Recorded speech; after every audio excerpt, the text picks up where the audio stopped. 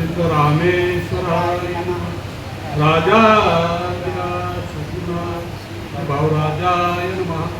राजाधिराज सद्गुरुनाथ विकार सिद्धेश्वराय नमः.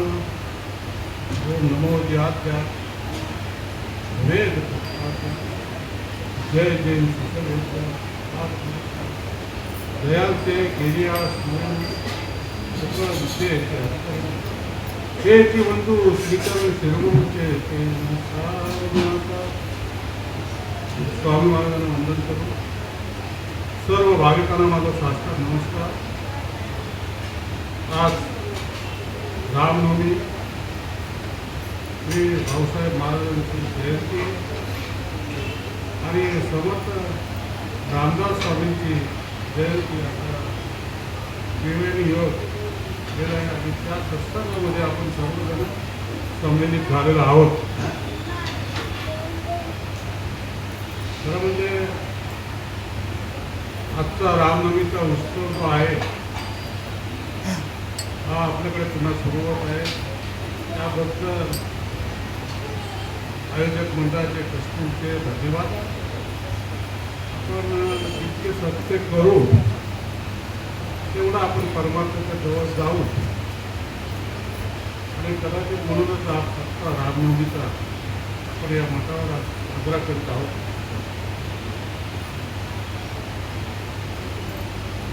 खरं म्हणजे तर आज राम जन्माला की पौर्णिमाताईंनी धन्यताईंनी आपल्याला चांगलं गीत ऐकवलं. त्या रामाची कथा त्याच्यामध्ये आहे. सावंत साहेबांनी भाऊसाहेब महाराजांच्या विषयी त्यांचं चरित्र सांगितलं. इंदोरकरांनी रामकथा सांगितली. तर माझ्या वाट्याला काय आहे, काय तसे 8:30 वाजवणार नाही. आज महाप्रसाद आहे. 8:30च्या अगोदर आपल्याला संपवायचं आहे. आज आम्ही खरं म्हणजे अयोध्या करून आलो आहे. आत्ताच रामलल्लाचं दर्शन घेऊन आलो आणि फार समाधान वाटलं ते अयोध्या पाहून. शरयू नदी जिथे प्रभू रामचंद्राने जलसमाधी घेतली ते ठिकाण पाहिलं आम्ही. रामलल्लाचं ठिकाण पूर्वी रामलल्ला म्हणजे राम जन्मभूमी जी आहे ती पाहायला मिळत नव्हती, कारण तिथे वेगळा प्रकार होता, बाबरी मशीद होती. आणि आता आपण ते दर्शन घेऊ शकतो. चांगला योग आलेला आहे आणि बरीच गर्दी वगैरे असते. म्हणजे या आपल्या भारत देशामध्ये कितीतरी भाविक लोक आहेत ते पाहिल्यानंतर आपल्याला समजतं. आणि रामाच्या विषयी सांगायचं म्हटल्यानंतर प्रभू रामचंद्राच्या विषयी उद्या राज्याभिषेक होणार आहे. गुडिया तोरणे करती कथा गाती गाणी. संपूर्ण अयोध्या नगरी सजली होती गुडिया तोरण्याने पताके. रामाचा राज्याभिषेक होणार होता, म्हणजे राजा होणार होता राम. आणि काय झालं, एका मंत्रेमुळे राज्याभिषेक थांबला. तर समजा आत्ताच्या काळी कोणाला जर मुख्यमंत्री बनवलं आणि वरतून सेंटरवरून आदेश आला तर तुम्ही जरा थांबा, आपण जरा दुसऱ्या पक्षाच्या लोकांना चान्स देऊ, संधी देऊ, तर काय होईल, आणि तांडव होईल. ताबडतोब हेलिकॉप्टर घेऊन सेंटरला जाईल, एवढ्या शिवाच्या. तसं रामाने केलं नाही. रामाने वनवास मान्य केला. नको मला राग, पितृवचना लागी रामे वनवासा केला. मंत्रा आज पण मंत्र आहे का, बऱ्याचशा मंत्र आहेत. मंत्रा जर कान भरले तर एखाद्याचा संसार उद्ध्वस्त झाल्याशिवाय सच्चे कानाची लोक आता फार झाले. का, परमात्मा रामाचं कैकया म्हणजे कौशल्यापेक्षाही तिला राम अधिक जवळचा होता. रामावरती सगळ्यात जास्त प्रेम करणारी कैकई सगळ्यात जास्त प्रेम करणारी, बरं का. आणि उद्या राज्याभिषेक होणार आहे. कैकईने आदल्या दिवशी सांगितलं, तुला माहिती नाही, मंत्राने आदल्या दिवशी सांगितलं, अगं तुला माहिती नाही उद्या रामाचा राज्याभिषेक होणार आहे. गळ्यातला मोत्याचा हार काढला आणि मंत्राला दिला. असा मंत्राने तो हार आहे ना असा फेकून टाकला. बघा, समोरचा ज्यावेळेला त्याग करतो ना त्यावेळेला असं वाटतं की ह्याच्यामध्ये काहीतरी आहे, त्याग नाही वाटतं की ज्या तू मोत्याचा हार फेकला त्या ती ह्याच्या मनामध्ये निस्वार्थी भावना असली पाहिजे.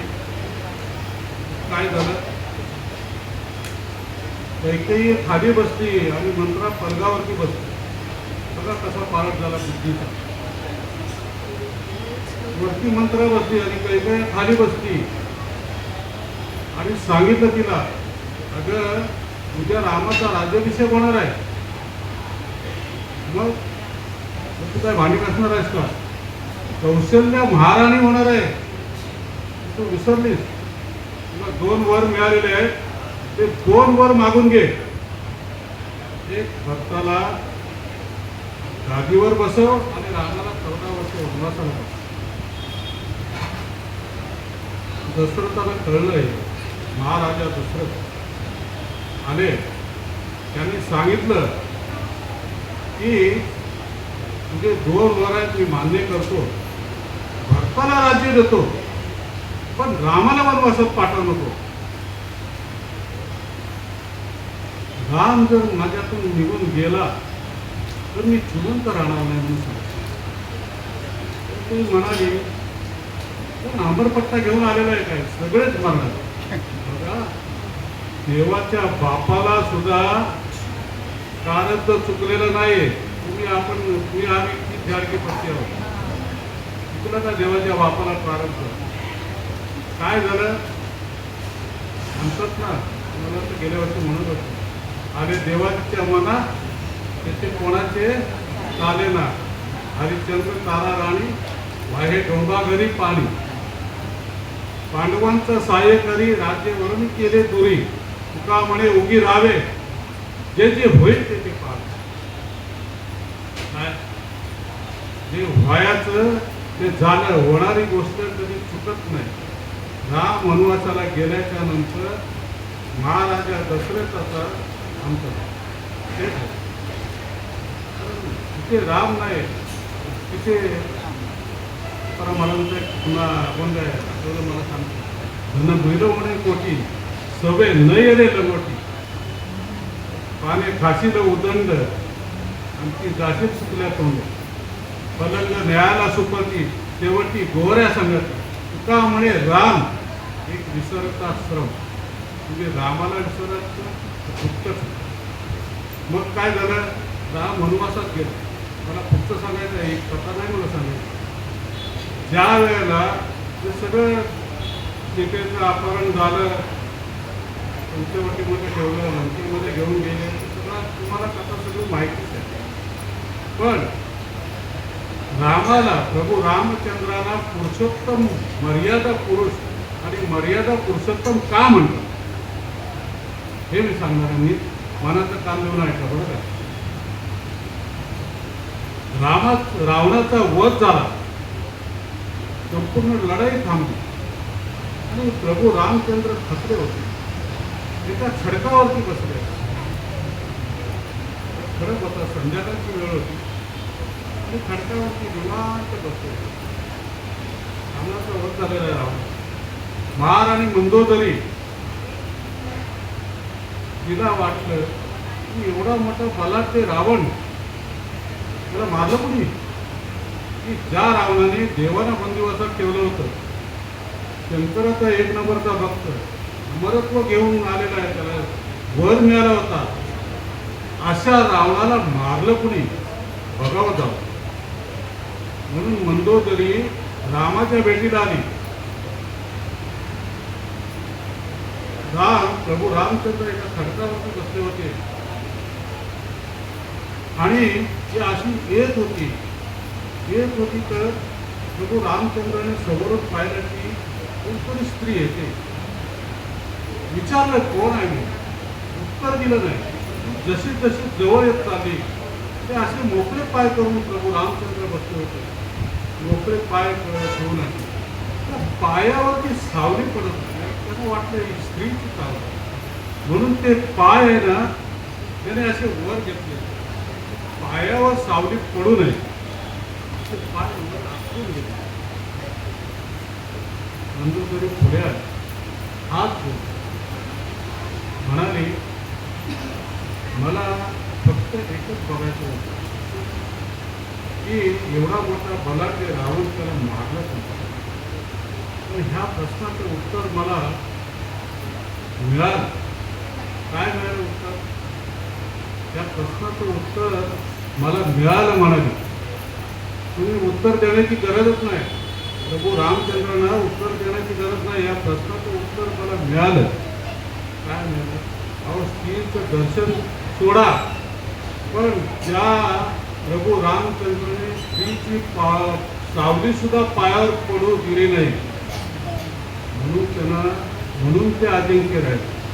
आणि एवढा मला मोठा बलाढ्य रावण, ज्याला शास्त्रविद्या पारंगत, शंकराचा 1 नंबरचा भक्त, सोन्याची लंका, आणि एवढं राक्षसाचा सैन्य तो हरला का? हे एकच कारण की ज्या माणसाने प्रभू रामचंद्राने स्त्रीचं दर्शनच काय पण अंगावर सावलीसुद्धा पडू दिली नाही, म्हणून तो अजिंक्य झाला. आणि म्हणूनच प्रभू रामचंद्रांना पुरुषोत्तम मर्यादा पुरुष असं म्हणतात. तर हे तर कारण आहे. म्हणून तुकाराम महाराज काय म्हणतात? राम म्हणता रामची होय जे, पदी बैसोनी पदवी घ्यायचे, ऐसे सुख वचनी आहे, विश्वासे अनुभव पाय. राम रसाची या चवी आणि रसरुचवी केली, तुका म्हणे चाकून सांगे माझा अनुभव आहे. आणि ऐसे सुख वचनी आहे, विश्वासे अनुभव पाय. काय सुंदर म्हणतात तुकाराम महाराज. काय म्हणतात ते? राम जर तुम्ही म्हणालात की तुम्ही राम स्वरूप आहात, राम म्हणता रामच व्हायचे, पदी पैसोनी पदवी घ्यायची. तुम्ही पदवी पदाला पोचा, तुम्ही राम नाम म्हणाल तर तुम्ही असं सुखवचनी आहे. मी तुम्हाला विश्वासाने सांगतो की याच्यातच खरं सुख आहे. राम नमे जपे वाणी त्याने संतुष्ट चक्रपाणी, तो चक्रपाणी संतुष्ट होईल राम नामाने. हा जो राम दशरथाचा राम आताचा, पण पूर्वीचा राम जो आहे त्याने वाल्या कोणीचा उद्धार केला राम राम म्हणत. हा दरोडेकर वाल्याचा वाल्मिकी झाला आपण म्हणतो ना. ऋषी राजदूतामध्ये वर्णन आहे, ऋषी होते थोर थोर बहुत केला कवी तो विचार आहे, तरी वाल्मिकीसारखा कवीश्वर न होते ना भविष्य. पूर्वी केली दुष्ट कर्मे तरी पावन झाला राम नामे, राम जपता दृढ नेमे पुण्य सिंहासन. प्राट्या नामासाठी वाल्मिक करला होता. भविष्यवरला चरित्र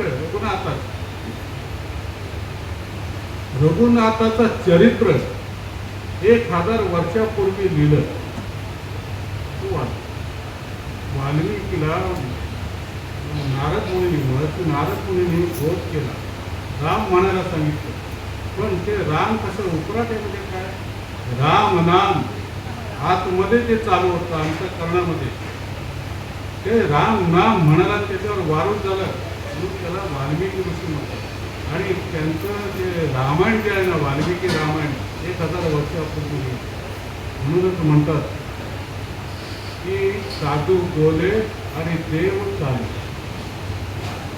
आचरण म्हणतात, रामाचं आचरण. म्हणूनच राम कृष्ण हरी असं म्हणतात ना. रामाचं आचरण आणि कृष्णाचं मार्गदर्शन, आणि हरी म्हणजे आनंद देणार. पुंडलिकाच्या भेटी परब्रह्म आले, तो हरी विटेवरती उभा आहे. रामकृष्ण हरी केलं तर आपल्याला आनंद मिळेल, असं त्याचं त्या मंत्राचं महत्त्व आहे. रामचंद्रांच्या विषयी सांगितलं, पण आज भाऊसाहेब महाराजांच्या विषयी अजून वेळ आहे, तर 5-10 मिनिटं आहेत. तर भाऊसाहेब महाराजांची आज जयंती आहे, त्यानिमित्ताने त्यांच्याबद्दल सांगणं फार महत्त्वाचं आहे. भाऊसाहेब महाराजांचा जन्म पूर्वीचं म्हणजे सांगली जिल्हा, जत तालुका आणि उंदी गावामध्ये, पूर्वी ते महाराष्ट्रात होतं, आता ते कर्नाटकमध्ये, उंदी गावामध्ये त्यांचा जन्म झाला. एका ब्राह्मण कुळामध्ये जन्म झाला. व्यंकटेश खंडेराव देशपांडे असं त्यांचं नाव. आणि त्यांच्या घरामध्ये 39 गावाचं महाजनकी होतं, इतकं श्रीमंत घराणं होतं. आणि 2 भावांच्या पाठीमध्ये 10 वर्षाने सगळ्यात लहान असल्यामुळे त्यांना भाऊसाहेब भाऊरायामध्ये त्यांचा जन्म झाला. हिंदी गावामध्ये 15-16 वर्षाचे असताना ते बलभीमाच्या देवळात, सावंतसाहेबांनी सांगितले कथा, मी काही सगळं सांगत नाही. बलभीमाच्या देवळात जात होते. हातामध्ये पूजेचं ताट, एका हातामध्ये पंच असं घेऊन, आणि त्या बलभीमाच्या देवळामध्ये रघुनाथप्रिय महाराज, म्हणजे त्यांना साधुबुवा असं म्हणतात, गुरुलिंगजंगम महाराजांचे शिष्य. गुरुलिंगजंगम महाराज म्हणजे काळसिद्धेश्वर महाराजांचे अनुभव. ज्या वेळेला गुरुलिंगजंगम महाराज पंढरपूरला गेले होते, तिथे त्यांना स्वप्नात दृष्टांत घेऊन सांगितलं पांडुरंगाने की तुम्ही सिद्धगिरीला जा आणि ते काळप्पाचं नाव घ्या, म्हणून गुरुलिंगजंगम महाराजांनी काळसिद्धेश्वरचं, पूर्वीचे जे काळसिद्धेश्वर महाराजांचं नाम घेतलं आणि ते निंबगिरी येथे वास्तव्याला होते. मग ते साधू, म्हणजे साधू महाराज जे आहेत ना, रघुनाथप्रिय महाराज, साधुबुवा त्यांना म्हणायचं. ते असंच पंजाब प्रांतातले ब्राह्मण घराण्याचे ते ब्रह्मचारी संन्यासी, आणि ते असं गावोगाव यायचं आणि वेदांतावरती चर्चा करायची. वेदांतावरती चर्चा करता करता इकडे आले निंबगिरी गावामध्ये. लोकांनी सांगितलं आपल्या गावामध्ये आले ते, त्यांच्याबरोबर तुम्ही चर्चा करा. म्हणजे नुसतं डोक्याला ताप नको, त्याच्याबरोबर चर्चा करायची नाही. आपल्या गावाची इज्जत आहे म्हणून, आपल्या गावाची इज्जत झाली, तुम्ही करा म्हणून लोकांच्या आग्रहास्तव गुरुलिंगजंगम महाराजांनी चर्चा करायची ठरवलं. आणि त्या चर्चेमध्ये, वेदांतावरच्या चर्चेमध्ये गुरुलिंगजंगम महाराज त्या जिंकले म्हणण्यापेक्षा त्यांच्यावरती प्रभाव पडला साधुबुवांवर, आणि त्यांना लोटांगण घातलं. मी आजपासून शिष्य असे ते साधू महाराज, हे आपले साधुबुवा, हे उंदीला त्या देवळामध्ये बलभीमाच्या गुरुलिंगजंगम महाराजांच्या आज्ञेने ते तिथे वास्तव्यात होते. आणि हे भाऊसाहेब महाराज तिथे बलभीमाची पूजा करायला येत होते. त्यांनी ओळखलं, त्यांचं भविष्य जाणलं की हा जो मुलगा आहे 15-16 वर्षाचा, हा मुलगा मोठा महात्मा होणार आहे. आणि म्हणून त्यांनी काय केलं की त्यांना पूजा झाल्याच्या नंतर लोटांगण घालायचे, त्यांना पाया पडायचे. भाऊसाहेब महाराज म्हणायचे, हे इतके वयस्कर आणि मी इतका लहान मुलगा, मला काय नमस्कार करतात? उलट त्यांनी बलभीमाला मारुती राहायला नमस्कार करायचा, तर मला का नमस्कार करतात असं विचार करत होते. एक दिवस झाडत करून विचारलं की महाराज तुम्ही माझ्या पाया का पडता? त्या बलभीमाच्या मारुती राहायच्या पाया पडायचं टाकून माझ्या का पाया पडता तुम्ही? मी कुठे तुझ्या पाया पडतो? तुझ्या पाया पडत, तुझ्यातला आत्माराम आहे त्याच्याने पाय, असं सांगितल्यानंतर भाऊसाहेब महाराजांचं परिवर्तन झालं. की मी जी आजपर्यंत सगळं पूजा करत होतो, ती पूजा ती व्यर्थ केली की काय? म्हणून त्याने विचारलं की आजपर्यंत जे करत होतं की काय सगुण पूजा व्यर्थ गेलेली नाही. सगुण पूजा करता करता जसं लहान मुलगा पाठी फिरवतो आणि त्याला पुढे मग शाळा शिकता येते, तसं ती फुकट जातं, त्याच्यातून निर्गुणाची उपासना होते. म्हणून सांगितलं तुला मी घेऊन जातो तर गुरुकडे, तुला आत्माराम पाहिजे ना, घेऊन जातो. म्हणून ते गुरुलिंगजंगम महाराजांकडे गेले. सावंतसाहेबांनी सांगितलं की गुरुलिंगजंगम हे लिंगायत धर्मी, म्हणजे निर्वाणी समाजाचे ते होते लिंगायत. तर त्यांनी सांगितलं की हा ब्राह्मण कुटुंबातला मुलगा आहे आणि पुढे मागे त्रास होण्याची शक्यता आहे, म्हणून तू नाम दे. म्हणून साधुबुवांना सांगितलं तू नाम दे. म्हणून साधुबुवांनी भाऊसाहेब महाराजांना नाम दिलं. पण असं सांगितलं, मी जरी नाम दिलं असलं तरी गुरुलिंगजंगम महाराज हे तुझे खरे बोल. गुरुवरती अत्यंत नितांत श्रद्धा भाऊसाहेब महाराजांना, इतकी श्रद्धा. आपण आज जे आहोत इंचगिरी संप्रदायाला म्हणतात. ही भजनाची नित्य नियमावली जी आहे ना, ती भाऊसाहेब महाराजांनी निर्माण केलेली आहे बरं का. 12 अभंग वगैरे जे काय सगळं जे आपण तुका म्हणे भजन कमा, ह्या इंचगिरी तुम्ही प्रवचन ऐकू नका, कीर्तन ऐकू नका, काही करू नका. फक्त काकड आरती, सकाळचं भजन, संध्याकाळचं भजन हे नित्यनेम जरी केलं तरी फार झालं. गुरुलिंगजंग महाराजांच्या बद्दल सांगायचं म्हटल्यानंतर गुरुदेव रानडे त्यांचे शिष्य आणि सिद्धरामेश्वर महाराज त्यांचे शिष्य. गुरुदेव रानडे आईच्या बरोबर आले होते आणि 3 ते 4 दिवस इंचगिरीला राहिले. परत जाताना त्यांची आई रडायला लागली. आई रडायला लागली, म्हणाली की मेंदूचा शरीर आहे, इथून गेल्यानंतर काय होईल सांगता येत नाही, म्हणून ती रडत होती. महाराजांनी विचारलं तू का रडते म्हणून. सांगितलं की असं असं तुझ्या मुलाला 60 वर्ष काय होणार नाही असं सांगितलं. म्हणजे त्यांची जे शब्द होते ना भाऊसाहेब महाराजांचे ते अमृतवाणी होते. अमृतवाणीसारखे त्यांचे शब्द होते. आणि खरोखर 80 वर्षे झाले त्यांचं आयुष्य, 80 वर्षापेक्षा जास्त झाले गुरुदेव रानडे, असं त्यांच्या पुस्तकामध्ये लिहिलेलं आहे बरं का. ते जे बोलायचे भाऊसाहेब महाराज ते खरं व्हायचं. एका शिष्याला मुलगा होत नव्हता, मूल होत नव्हतं, मूल बाळ होत नव्हतं. त्यांच्या आई आणि त्यांच्याकडे महाराज असं त्याने काय सत्य सांगितलं आणि ती गरोदर राहिल्याच्या नंतर तिच्या सासूने पुन्हा महाराजांना सांगितलं म्हणे नाव काय ठेवू. म्हणजे महाराजांना वाटलं की माझ्याकडून ओळखून घेते, हिला मुलगा होणार की मुलगी होणार हे जाणून घ्यायचं आहे म्हणून मला विचारते. मग सांगितलं की अमुक असं काहीतरी नाव सांगितलं, हे नाव ठेवून ठेवल्याबरोबर मुलगाच झाला. अशी त्यांची वाणी असायची. ती वाणी जी होती ती देववाणी होती. त्यांचं खरं व्हायचं. एकदा काय झालं, निंबाळला त्यांचे स्वभाव कार्यक्रम होता आणि निंबाळला कार्यक्रम असताना काही लोक असतात असे, ते कार्यक्रम बरीच मोठी गर्दी होती. महाराजांचे शिष्य फार होते. ते जमकटी बसवून ते विजापूर सगळे महाराजांचे शिष्य होते आणि त्यात अलोट गर्दी होती. आणि त्या गर्दीमध्ये काय झालं की एका माणसानं असे असतात ना काहीतरी विघ्न करणारी माणसं, ते त्याचे डुक्कर सोडला. म्हणून माणसं डुक्कर सोडला तर महाराजांनी त्याच्याकडे पाहिलं आणि त्याची नजर आणि महाराजांची एक झाली आणि महाराजांच्या नजरेने त्याच्यामध्ये असलेली विकृती जाळून आला. कसा रडायला, इतका रडायला लागला, त्याला पश्चाताप झाला. भाऊसाहेब महाराजांच्या चरणी लोटांगण घातलं. त्या महाराजाने संसार सोडला, त्या सगळं सोडलं आणि मठाची इंचगिरी अगदी शेवटपर्यंत मठावरती ठेवत. म्हणजे असे एक ना अनेक गुरुदेव रानडे पुस्तकं वाचा, त्याच्यामध्ये अनेक दाखले भाऊसाहेब महाराजांच्या. हे असे भाऊसाहेब महाराज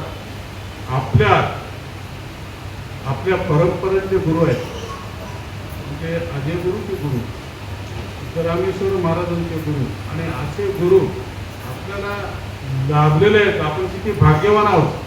आणि त्यांचा जन्म रामनवमीच्या दिवशी झालेला आहे, हे आणखी विशेष. आणि आजचा जो सप्ताह आणि त्याच्यामुळे झालेला आहे. आणि रामनवमीचा सप्ताह असाच कायम चालू ठेवा अशी त्यांच्या ट्रस्टीला विनंती आहे. आणि या निमित्ताने तुम्हाला सर्वांना सुख शांती समाधान ऐश्वर्य आनंद लाभावं ही सद्गुरूचरणी प्रार्थना. राजाधिराज सद्गुरुनाथ सिद्धरामेश्वराय नमः. राजाधिराज सद्गुरुनाथ श्री भाऊराजाय नमः. राजाधिराज सद्गुरुनाथ कार्तिकेश्वराय